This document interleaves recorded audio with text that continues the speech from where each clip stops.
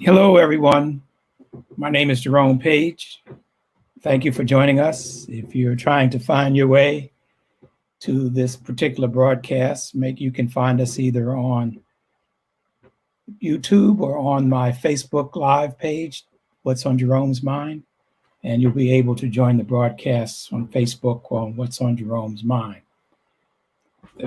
While we're waiting for folks to join, let me describe the 1960s project. Today's broadcast is our 10th live for the 8th live for the 1960s project. And what we've been doing in the 1960s project is sharing what's on the minds of those who are in high school during the years 1960 through 1969. We've been recalling, reminiscing, reflecting, and sharing. One of the themes that we have been exploring is the one that says tiny thoughts and large memories. So people may be recalling a day they were in high school, a bus ride they took, or a party they attended. But also they describe how their lives were transformed by a class they have taken, an English class, a writing class, a history class, or about interacting with people and coming of age and finding their identity. So individual tiny thoughts and large memories. We are, in our live this evening, we're veering away from interviewing folks who were in high school in the 1960s. Our guests, which I'll talk about in a few minutes, they were not in high school in the 1960s. They were in elementary school. So we'll be getting a perspective of someone who's been in elementary school during the 1960s. But more on our guests in a few moments. 53 years ago today, on November 17th, 1967, in Philadelphia, and I'm focusing on Philadelphia because our guests were in elementary school in Philadelphia in the 1960s. But 53 years ago today, on November 17th, 1967, there was an event known as the 1967 Philadelphia demonstration. In Philadelphia at that time, integration schools was a big issue. Also, the under-resourcing of the schools that were attended by predominantly Black students. And so the students organized and marched on the Board of Education building. It was a major demonstration. They called it a strike. Sometimes it's referred to as a student strike. Students were striking in order to get better facilities, more resources in their school. But that student strike turned into a police riot. The students were attacked by approximately 400 policemen. And that attack or that police riot was led by, for those in Philadelphia, by the Rizzo, who ultimately became the police chief of the city. So we can pause today for a brief moment to recognize the contributions that those students made in furthering the advancement of education in Philadelphia in the 1960s. There was another important desegregation event in 1967, and that in Philadelphia, that involved what's referred to as the Girard College. The Girard College was originally established for basically young white male orphans. And through the work of Cecil B. Moore, who was then the head of the NAACP in Philadelphia, they started demonstrating to get Girard College desegregated. That effort started around 1965. Finally, there was a resolution. The college agreed to accept Black students in 1967, And the first Black male student entered in 1968, and the first female student enrolled in 1984.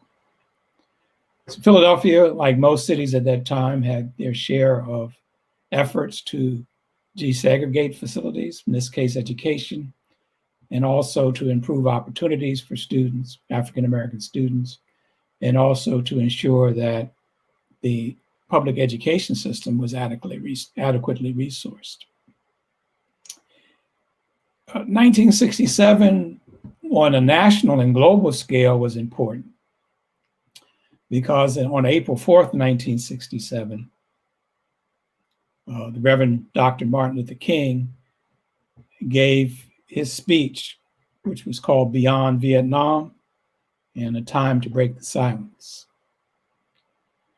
Prior to that time, King was known as a civil rights leader, but his conscience became disturbed about the US occupation of Vietnam, the bombings, the violence associated with that war, and he felt compelled to speak out against the war. And at that speech on April 4th, 1967, King took on the mantle of being an active anti-war demonstrator. He saw the struggles of African Americans in the United States tied to the struggles of those who were seeking their independence in Vietnam. And he also was concerned just about the moral aspects of bombing and killing people. And thirdly, about if we needed to resources for African Americans and others in the United States, we needed to move those resources from waging war to improving the lives of Americans. A lot of sober stuff with the desegregation, anti-war. But in the middle of all that, we do have a number one tune by none other than Aretha Franklin. And she sang R-E-S-P-E-C-T, respect. That became the number one tune for the year in 1967. So our guests are three students who were elementary students in 1967. We have Susie Page. Hello, Susie. Hello. And then we have Barbara Page. I'm sorry, I said Barbara Page. Yes, Barbara Page. I have to act like I know you people. And Catherine Page Cooper. Hello. Hello. These are three of my sisters. There are 7 Page siblings. And when you look at this picture, you can put that picture back up, Ty, if you don't mind. And when you look at that, what do you think about when you see this picture? Do you know what year this picture was taken, Susie? I'm not quite sure what year it was taken. I think maybe 1959. Okay. All right. And what conjures up or comes up when you look at this picture? That we were very young there. Okay. All right. Barbara, what comes to mind when you look at this picture? I'm also struck by the fact that we look very serious, as though we knew what was going on, although we had no way of knowing. Okay. And Kathy? That's me? That's you. That's what comes to mind. Okay. Do you believe that you were that young once? Now at this point, yes. Okay, all right. And we have another iconic picture from the family, which this picture was taken in 1967. And this picture was one of the reasons that you're on tonight. A couple of weeks ago, the siblings in this picture, Okella, which has the wrap on her head, James, who is to the left, the tallest, with the flower on his lapel, and you see me in the burgundy jacket. And then Faye is in the back with the glasses on. So James, Okella, Faye, and myself, we were on the show, and we talked about going to high school in the 60s. And when people saw this picture, they wanted to know, what about the other siblings? So we developed a show. We invited you on this evening to talk about being in elementary school in the 1960s and being a part of this iconic picture. I'll ask a similar question to Kathy. When you look at this picture, what comes to mind? You said you were young, or that's me in the first picture. What comes to mind in this picture? I do remember Kelly, and at that time, her soon-to-be husband, they took me downtown to get their marriage license. So I felt special. And then I realized the age difference between Kelly and myself. Okay, so was this picture taken on, when was this picture taken? For what event was this picture taken? Isn't this Kelly's wedding? Okay, all right. Barbara, when you see this picture, what comes to mind? Well, one of the things I remember is that Kelly was, by the time I figured out who I was, Kelly was away at college. So part of what I remember about this picture was us all being together to celebrate her marriage to Sam. Okay. And this picture again was in 1967. So Susie and Kathy and Barbara were in elementary school. Faye would have been graduated. I think Faye graduated in 67. So we would have all been out of high school by the time this picture was taken in the fall of 1967. So we have 4 siblings who are out of high school and 3 siblings that are in elementary school. Hey, Susie, what do you think about when you see this picture? I remember that day, Kelly and Sam's wedding day. And I also remember that the wedding was held right after the church service. And no one but the family had been invited, but everybody was asked to stay if they wanted. And everybody did stay. Mm-hmm. And that kind of showed me, even back then, that you don't have to always do things in a traditional type of way to have the community surrounded. Okay. Okella just put in the chat box, the date was September 3rd, 1967. So if you want to note that, that's where you were. When somebody asked you where you were on September 3rd, 1967, you said you were busy celebrating the marriage of your oldest sister. Well, tell us about what it was like. What's your view of your older siblings? We can start with Barbara here. Well, one of the things that I was thinking about as I was mulling over some ideas for this conversation was the guidance that we got from them. And so obviously we were a lot younger, but Kelly, as I recall, ultimately Susie went and lived, I guess, with Kelly, who was then residing in Los Angeles. And that guided her to her college choice, which was part of the Cal State system. And Kathy went to be with Faye, who was in Detroit at that time. And that led her to the Michigan State system. And it was James that really provided my guidance in that he had gone to Temple University in Philadelphia. And he informed me about what was then called an early admissions program. And I was chomping at the bit to get out of high school.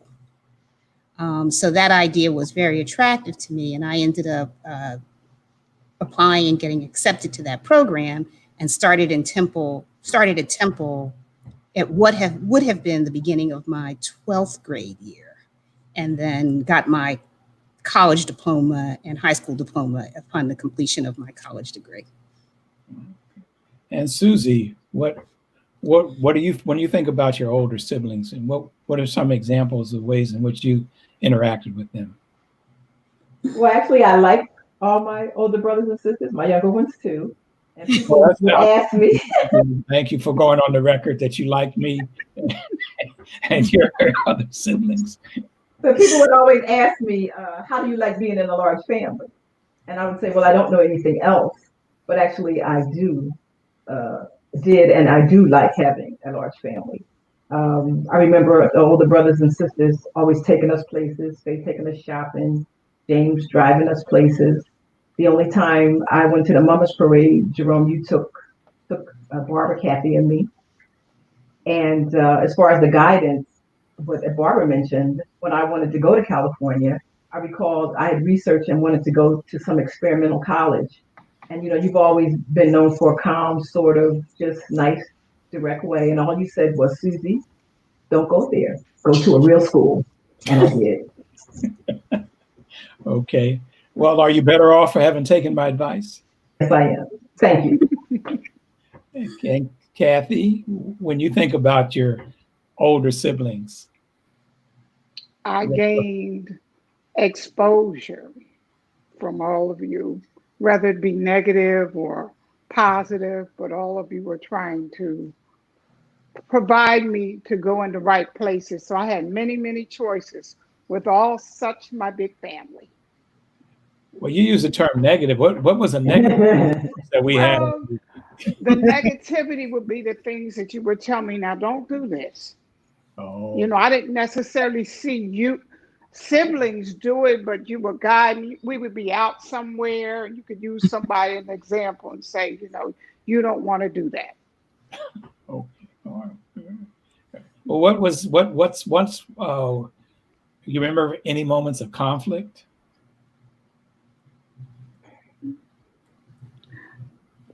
Not really. I have to say no. I mean, I'm sure we had them, but I didn't see them. Okay. I remember something from a pure vanity point of view. Okay. And that is that if you go back to that photograph, Which one? The 67, Kelly's picture. The 1967 photograph? Everyone in the family is tall, but me. Kathy appears to be my height in that photo, but that's because she was a year younger than I am. And then she went on to look like the rest. And Kathy and I used to struggle over, or I would struggle over when she would want to borrow my clothes. Because I would say, but they don't fit. And we would struggle over that, but nothing really major. Okay. Susie, you remember any struggles or conflicts? I'm trying to think. I'm sure there were. Being so close together, sharing a room together, and who's going to get in the bathroom first, and that type of thing. But it couldn't have been too major because it fades now, and I think that's a good thing. Oh, definitely the bathroom. Yes. Right, because our house was, 3 bedrooms? Yes. Maybe 4, but there was only 1 bathroom. Yes. And that was a lot of people. So I think there was always a lot of traffic in that room. Yeah, that's true. I hadn't thought about that, about the size of the number of rooms, and we grew up with one bathroom, and we all seem to manage. Now when they build houses, it's almost like a bathroom for every person. So Right. they just grow up with 1 bathroom. That's be like unheard of. But we survived. You also sound like our mother. When we have our weekly calls, the more she talks, we were the smartest, the brightest, the most well-behaved, the most beautiful kids. And the standing joke is the longer she lives, the higher we get to sainthood. So sounds like in your recounting of our childhood, we were conflict-free, we were caring, we were supportive. So it must be in the genes. Well, I describe it to my friends because I do hear stories of really heated conflict among siblings and other families. And we didn't really have that. But we had our own brand of weird. Can you give us an example? Well, No. But James, who's our brother, just chimed in on the chat. It says that there was a bathroom on the third floor. So, well, part of when we were growing up, our paternal grandparents lived on the third floor, and then the rest of the family lived the living quarters were on the second Right. floor. That's right. And the first floor was the traditional living room and dining room. So when our grandparents moved out to their own place, then we didn't have two bathrooms. So some of us moved upstairs and had a little bit more space. It's sort of Jeffersonian, moving on up. But Donna Jackson has chimed in. Donna Jackson is one of Cynthia's cousins from Atlantic City. Hello, Donna. And she says she's here and thoroughly enjoying the gathering every week. So we'll have to get some tales from Atlantic City, Donna. We'll have to work on that so we can add those tales to this. So, when we mentioned the house, I believe, did each of you grow up on Baton Street? We were living on Baton Street when each of you were born. Is correct? As I recall, we moved to Baton Street the year or soon after I was born, 1956. Okay, so we were living most of your life was growing up on Baton Street. That's all I remember. Yes. So what was it like to grow up in the 6200 block of Baton Street, Philadelphia? It was fun. Yeah, well, give me what kind of fun did you have? Well, on the street in the summertime, we had friends, Portia, Charmaine, Pat, Cheryl, Sharon, Debbie, and we all had bikes, and we biked around a lot. We played double dutch a lot, hopscotch, jacks. We didn't have any helmets. We had no cell phones. We would just go out and ride, be out all day, and get back before the street lights came on. You couldn't jump rope in your school shoes. You had to always take your school shoes off before you could jump rope. And then I remember, I guess it was like you, James, and Faye. In the summertime, you always seem to have had some kind of game going on the porch. One year it might be Monopoly. One year it might be checkers. One year it might be the game of life. And so there were always older friends around and younger friends around. So I like the block. I had fun on the block. I don't know about Barbara and Kathy, but I had fun. I don't recall that we ventured too far away from the block. But we did ride around. I'm not maybe as far as maybe Cliveden Park or Vernon Park might have been as far as we rode, which probably seemed far then, but wasn't very far at all. Maybe a mile each way. Mm-hmm. Because one of the things I recall as I got older and went to Temple, so I did all of my education in Philly, and we lived in Germantown at the time. Temple was in North Philly. Then eventually I went to Penn, which is in West Philly. And I really didn't have a lot of experience going to those parts of the city. It was like we kind of stayed within our own boundaries. And Kathy, what do you remember growing up on Baton Street? Did you have do you remember any friends or interactions? Yes, that's the only house I knew. But also I just remember 6200 Baton Street being the home for everyone. It's like the blood family and then the non-blood family. It was always somebody in there, like the missionaries. I remember Danny living with us for a while. And James mentioned through your call, I do remember our grandparents living up above. Mm-hmm. Yeah, Danny is a foster uncle who lived with us. He was blind, and he lived with us for a while, for many years before one of our aunts, Aunt Irva, then took care of him for many years until he passed away. So, yeah. I have a Danny story. Okay. One thing that I was told to do for him or I just took it upon myself, he had something called talking books. Yes. So that would be today's audiobooks, but they were actually records. Mm-hmm. And he would listen to books. So if he was listening to books, then we were hearing books too. So it'd be all kinds of books, history books, biographies, science books. And then when he was done, I would organize the records and put them back in order. And they were actually belts. And I would package them back together. And it was free shipping because it was the library for the blind. and put them back in the mailbox, which was across the street from the house. And then I think it was through Aunt Irva, he would get new books. And so that's one thing I did with him for Danny was to keep his talking books circulating. I used to always say I wanted to be a librarian. Maybe that's where I got the itch from. In that sense, we were into audiobooks before they were called audiobooks. Absolutely, They yes. were big, large. Talking books for the blind. They were different colors as well. They just weren't black. It might have been green or red. I don't remember the significance of it. Now, Valerie Page Clark, our cousin, who's down in the Richmond, Virginia area, says she remembers a second floor bathroom incident. She hasn't elaborated on it. She didn't give details. No details in the chat, and I'm not going to put her on the spot. That conjured up Valerie. When we've talked over the years, she's always expresses fond memories of visiting us on Bates Street.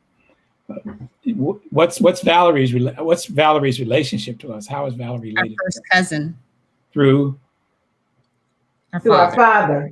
Her father is Uncle Johnny, which is Daddy's brother. Right. And Valerie would come most summers, and she would go to Vacation Bible School with us. Yeah. She would join. Barbara called us free range children. She was just part of that free range group. I don't know how Valerie ended up with a bike, but maybe she brought it with her. Valerie, you have to chime in. But she would ride with us and be with us, and we'd go to Willow Grove Park to the museum. We'd have to work in the store, of course, so we would be really good, get our chores done, work in the store, not complain about going to church, so that Daddy would take us to Willow Grove Park. And that was one of the highlights I remember in the summer with Valerie. Well, Valerie says the second floor bathroom incident, she put the word bubbles. Still doesn't ring a bell. We're gonna have to elaborate. Yeah, so we'll have to get her on. We'll have to have a side conversation and get her on. Get her on. We did use a lot of bubbles. I remember that. Dish detergent, bubble bath, Mr. Bubble. So we had a lot of bubbles going on. Look at all the people that had to be babies. So I have a 6 degrees of separation story to share. When I moved to Houston, one of the first friends that I made turned out that her family was also from Bluefield, Virginia, which is, for the audience, that's where my mother's family was from. A tiny little town with probably, 2-3 families? More than that. More than that. And somehow we, just through conversation, we connected through Danny, and she remembered Danny playing the piano at the local church. And that's how we discovered that both of our roots were from Bluefield, Virginia. Wow. And Danny was playing local church in Bluefield. Yes. Danny played by ear. Right. Well, somebody mentioned getting your work done before you could go out and play. When we were growing up and you were growing up, there were 3 family businesses: Page's Barbershop, Page's Takeout, and Page's Corner Store. What are your memories of that? What were your experiences? Now let's start with Kathy. You remember about the barbershop or the takeout or the corner store? I do remember.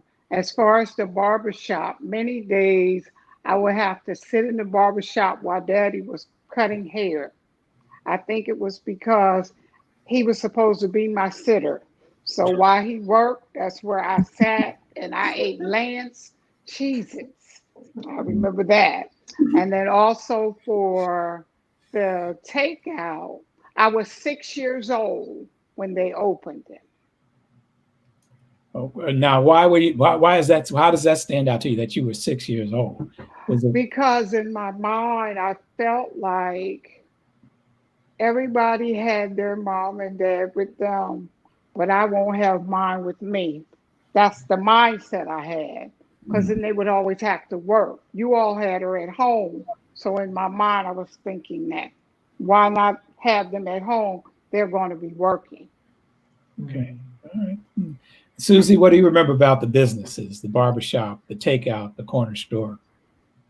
Well, of course, none of the girls worked in the barbershop. You and James did.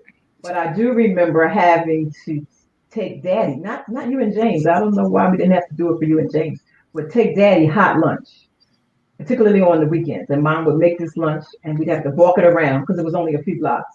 Walk it around to the barbershop for Daddy. I don't know why we didn't bring you and James lunch, but we had to bring Daddy lunch. And then when we would come from like choir rehearsal, church choir rehearsal, Girl Scout meetings, and that type of thing, we would always stop by the barbershop. And then all our friends could get those Lance crackers and cookies that Kathy was talking about. So our friends always like that. And I'll let Barbara talk because we ended up working in the store quite a bit, but she might have some reflections on the barbershop. The only thing I really remember about the barbershop, because again, we really weren't in there that much, but for some reason, there was a guy who was a regular, and he stands out in my mind because he had some kind of physical impairment. And he talked about studying and working in marketing. And I just remember trying to wrap my head around what does that mean? So that might have been one of the first times I heard someone discuss business concepts outside of what was going on within the entrepreneurial endeavor. Okay, all right. Mm-hmm. Did you work in a takeout? I did, and I had an attitude about it. A bad attitude? I had a bad attitude, yes. Well, why did you have a bad attitude about working in the family business, Barbara?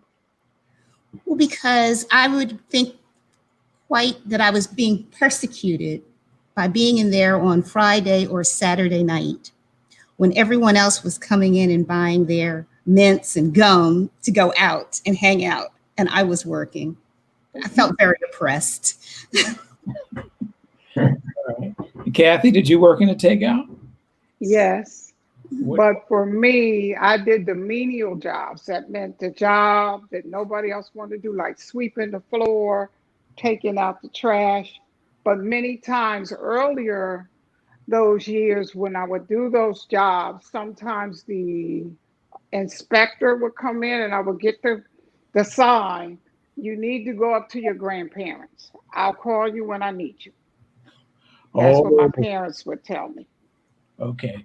And for a point of reference, our grandparents lived on the second floor of the business.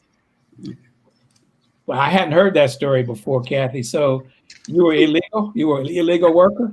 I guess the child labor law. Hey, I don't know. And then when the authorities showed up, they had to hide you? Right. They would tell me, I would get the cue from Mom or whoever. James sometimes gave me the eye, I knew what it meant. So I would go right out the back door, up them steps, and then wait. And sometimes they would forget, but I would give it about an hour or two. I had to give it a long time, though. Daddy would always tell me that. Give it a long time. She was a virtual Anne Frank. Well, how kids are. I stayed up there 5 minutes. He really stressed that point. But I did pretty good. By the time I came down, if they forgot me, the inspector was already gone. And Susie, did you work in a takeout? Yes, many hours. I didn't really like it either. It was hard work. Mm-hmm. Slicing that meat for hoagies and onions, and our mother, we always passed those inspections because she kept the store like it was her house. I agree with that. Yeah, soft ice cream machines, and there was a protocol for cleaning them and a special cleaning solution, I think probably from the city. But Barbara still loves this to this day. Mom added Clorox to it, and so we always passed inspections. But it was hard work, and Daddy always said the customer was always right, and I'd be upset with the customers and all sometimes. But it all worked out, and he would say, you just have to take it because this is how you're making your living, and you're going to be able to go here or go there or do this or do that, and you're going to leave some of these people on the block that don't have the same opportunity. And looking back, I kept the takeout on my resume for a long time because it was the best job training experience. Mm-hmm. Because you were taught how to, first of all, just to work, to follow directions, to work with all kinds of people, to not be distressed by long hours. And I worked 30 years for the government, and it just served me well. I never had a problem, and I've traced it back to the takeout.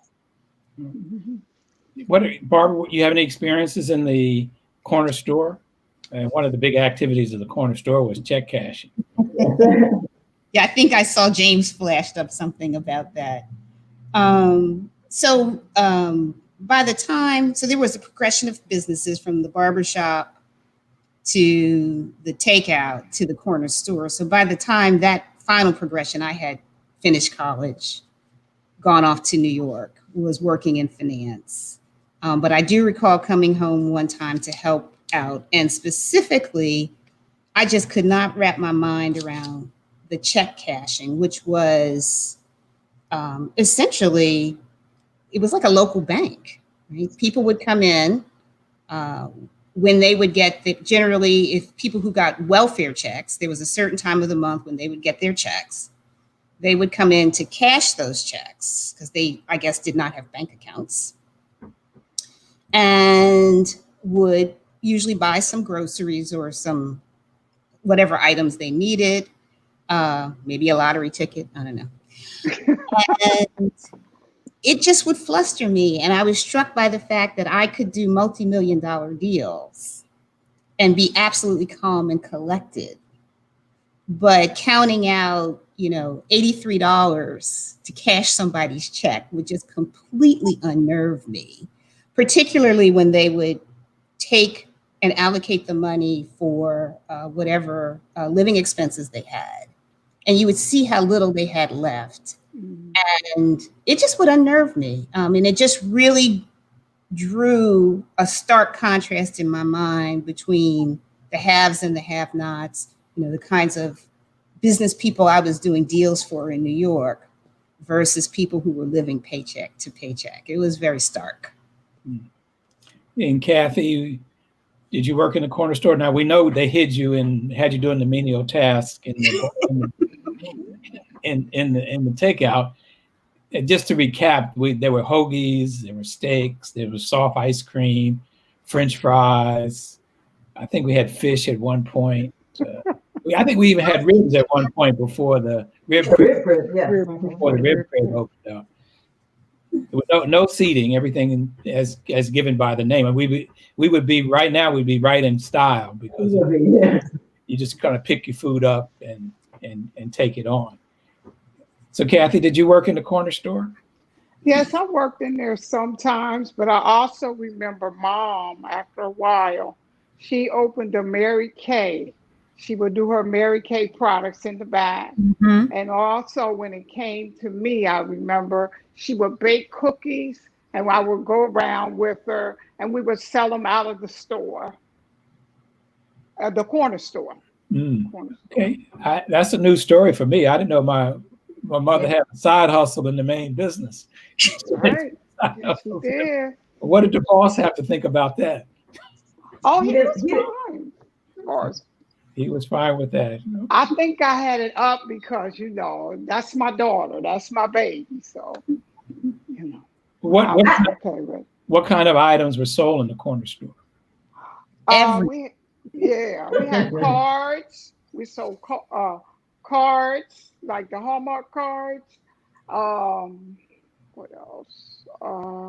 Magazines, newspapers. Drugstore patent medicines like the aspirins and things like that, things that people could go to the store if the store was closed, maybe you could run down there and get it. Cigarettes. Yes, we did have cigarettes. Although he didn't smoke, he sold cigarettes. No what? There was no lottery. He would not have the lottery. He had a chance, but he wouldn't have the lottery. I guess everybody has their limit. We talked about the house on Baton Street. We talked about the businesses. Another major set of activities around Grace Baptist Church. Mm-hmm. What kinds of activities do you remember growing up in Grace Baptist Church? Everything. We were in everything. They offered Sunday school, worship service, Baptist Training Union, Vacation Bible School, you name it. Junior missionaries, junior ushers, celestial choir, angel choir, Girl Scouts. Girl Girl Scouts. Scouts. Sure. So, Kathy, you're smiling. What comes to your mind when we think about?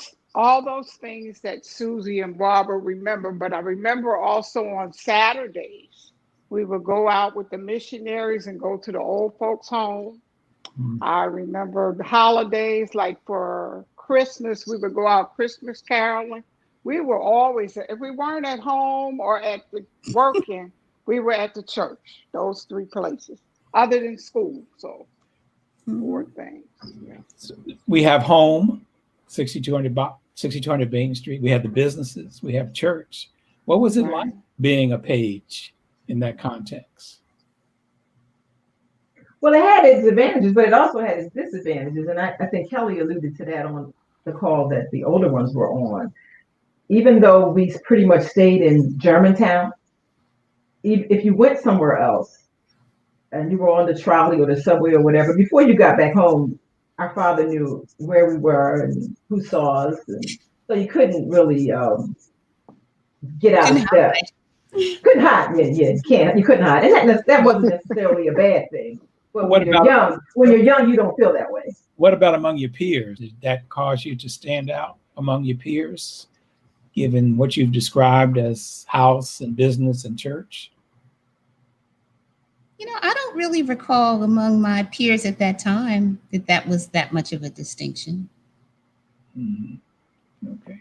They seem to have enjoyed it, benefiting like from the treats in the store. If you were with us and we had treats, then you got treats too. We all were together in the same activities and that type of thing. My friend Portia, who has been my friend since the first grade, she always says that we provided peer pressure, but it was a good kind of peer pressure because whatever we did, she did. And Daddy would pick up the whole neighborhood in the station wagon and take them to Sunday school and take them to Sunny Honey ice cream place, which inspired him to have his own place. So I feel they looked at them as like second parents, and so it didn't make any kind of negative distinction that I can recall. Oh, Kathy, any of your peers admire you or were jealous of you because of your status as being a page? I dealt with that some, but I remember, as a matter of fact, you, Jerome, and James, you told me, you said, some of these people are not your friends.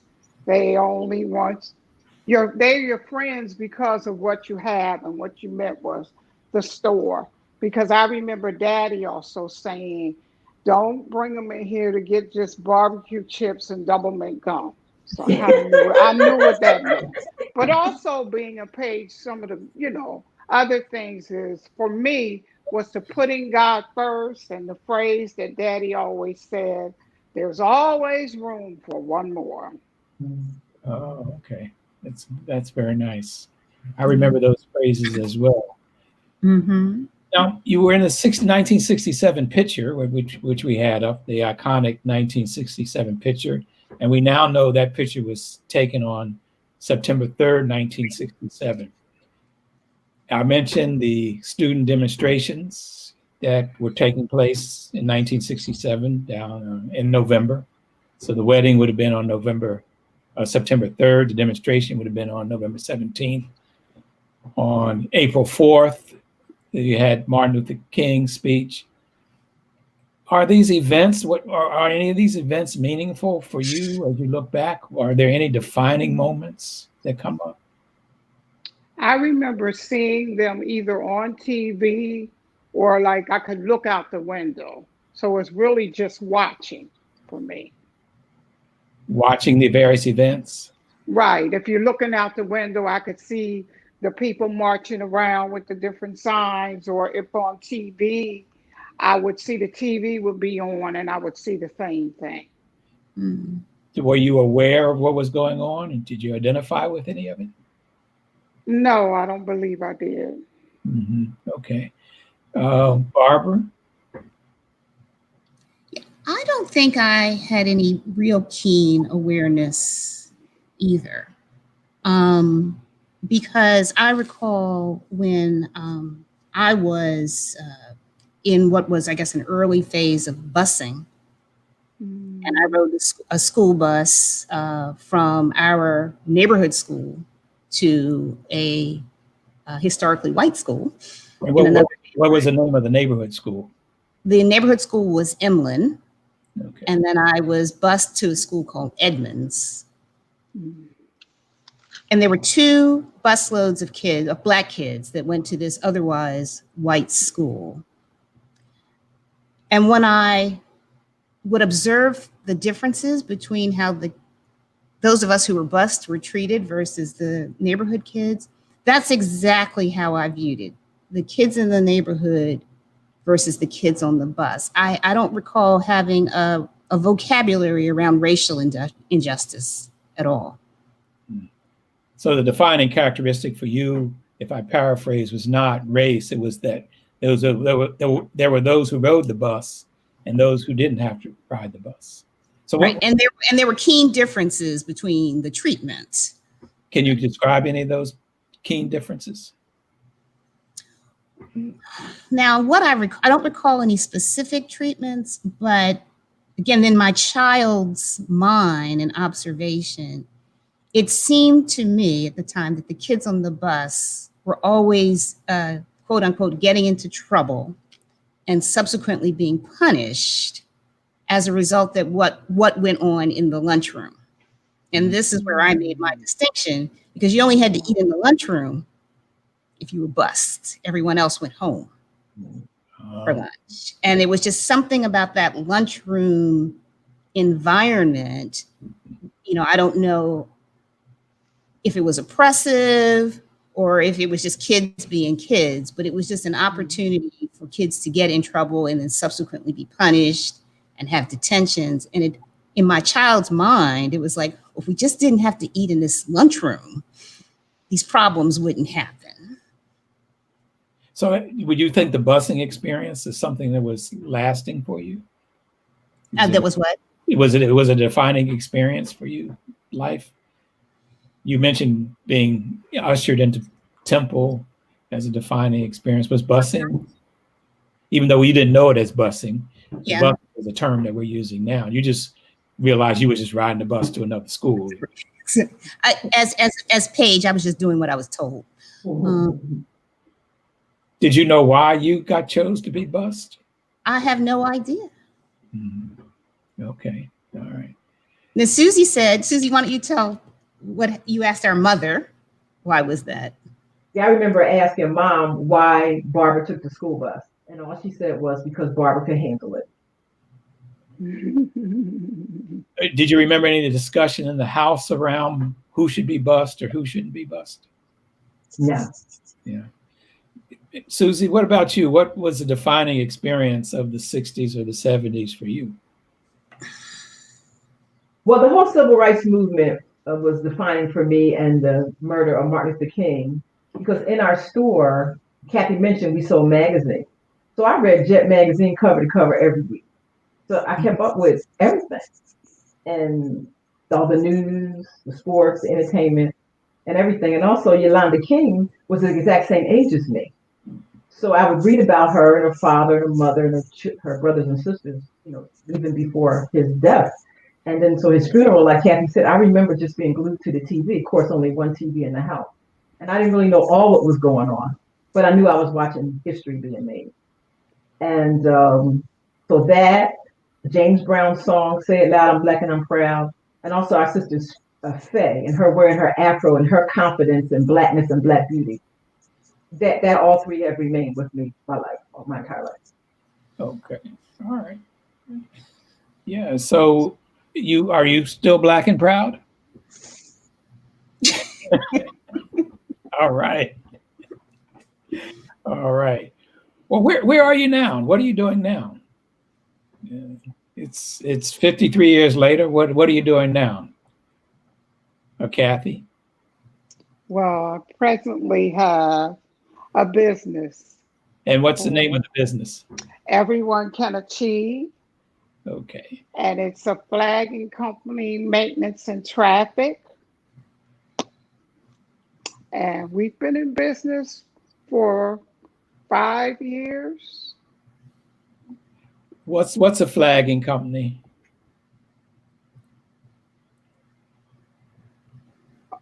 Where people are out on the road and you see them in the orange and usually the yellow with a stop and slow paddle to stop traffic, all pertaining to construction. Okay. So what is your business? Do you provide the people who are the flaggers? Yeah, it's like an agency. They come and apply, and they have to take the flagging. Uh, we tell them where to go to take the flagging course, and then they find us usually on our website, and we take it from there. Where's the business located? It's located in Wilmington, Delaware. So you're up there with the president-elect, you Biden. So you hanging out? Do you see him occasionally? Well, I have not seen him personally or around, but I do hear people saying that he might be here, but I haven't seen him personally, no. And how many employees do you have? We have about 70 employees right now. So if I were to characterize that, say you're Black-owned, family-owned, it's you and your husband own the business, or others? Yes. So you own the business, and you hire 70 people to direct traffic. And you said maintenance. What kind of maintenance? Well, because you have to maintain on the road, you have to do it properly. Okay. It has to be laid out. So when you're doing that, you can't just go out there and stand with a pole. You have to do some other things and make it right. Okay. Yeah. And Barbara, okay. Go ahead. Make it what? Make it. No, just make it smooth so the traffic can come through smoothly. That's all. So Barbara, what are you doing now? 53 years later, since the 53 years later. Since the 1967 photo. Must you characterize it that way? I am living in Houston, Texas, and I am a financial advisor. Okay. Are you an independent financial advisor, or do you work for a company? I am under the Ameriprise banner, and I work on a team with a team of 6 financial advisors here in Houston. And what's your specialty, or what's your niche? I primarily work with corporate executives who are preparing to retire, and lo and behold, business owners. It all comes full circle. Are you cashing their checks for them? I am not cashing their checks. I'm generally putting together retirement plans for them. Okay. So if somebody's listening and they need somebody to put together a retirement plan, they should call you? Exactly. Or email you? But I can't do the check cashing. You don't cash, no check. No cash. Right. And so, Kathy, if somebody has a construction project and they need somebody to manage the traffic around that project, they'll call you? Yes, at eca.mot.us. All right. eca.mot.us. I'm sorry. Okay. The second one was correct. Yeah. And Susie, what are you doing? Well, I'm retired after 30 years with the federal government, and I have the best job. I take care of our mother. She's 97, and I also do some volunteer work. Okay. So you managed to retire. I think of all the 7 siblings, you might be the only one who's like really retired in the family. I was trying to think. I might be. Now, Faye claims she's retired, but she's still looking for work. Well, she's also the only one that has kept a steady job for a long time. She meaning who? Susie. Okay, yeah. I was going to leave many times, and Faye told me not to. And I asked her, well, how can you tell me not to leave in all the jobs you've had? She said, oh, you better stay there. You better stay there. You're going to like it, and you can get a pension from me. Do as I say, not as I do. Okella just chimed in. She's retired. Okella's the oldest of the siblings. So she's retired. That's right. But she seems to be very active, so I don't think of her as being retired. We have to redefine what that term is. She's clearly not sitting around right watching the grass grow with all the things that she's involved in. Well, Susie too. Yeah, She Susie. doesn't let the moss grow under her. All right. What's one thing we'd like to leave with the listening or viewing audience? What's one thought or memory or something you'd like to share before we wrap it up? Kathy? More is caught than taught. More is caught than taught? Yes. Okay. Susie? But when I look back over 53 years, I've had a life that's been filled with grace, and I have really liked being me. Okay. And Barbara? When I look back over the 53 years since that photo was taken, I think about the movements. Well, first of all, the systematic attempts to suppress both the personage and the contributions of people of color and of women. And we're kind of seeing that come full circle again, attempt to suppress it, but it's not as effective because we, as my siblings have pointed out, we've all grown into ourselves. And they might be able to suppress opportunities, but they can't suppress the value that we have in ourselves, our personal value. Thank you. Well, let me thank you for joining us. For those who are trying to figure out what this show is all about, it's the 1960s Project. We typically have as our guests people who were in high school between the years 1960 and 1969. But for tonight's guests, we had three of my sisters who were in elementary school. And why they are on the show this evening is because of a show that the four older siblings had. People wanted to know about the three younger siblings. So we're listening to the voices of those who were in elementary school in the 1960s. So thank you for joining us. We are available for to listen to this again. If you want to listen to the reruns on either on Facebook or on YouTube, I encourage everyone to go to YouTube and to subscribe to my channel, What's on Jerone's Mind. We're trying to get the numbers up, so please go on and subscribe to my YouTube channel. I invite you to participate in the project, the 1960s Project. You can submit a blog, or you can come on as a guest. And join us next Tuesday at 5 o'clock Eastern Standard Time as we continue to explore tiny thoughts and large memories. Thank you and good night. Thanks for having us.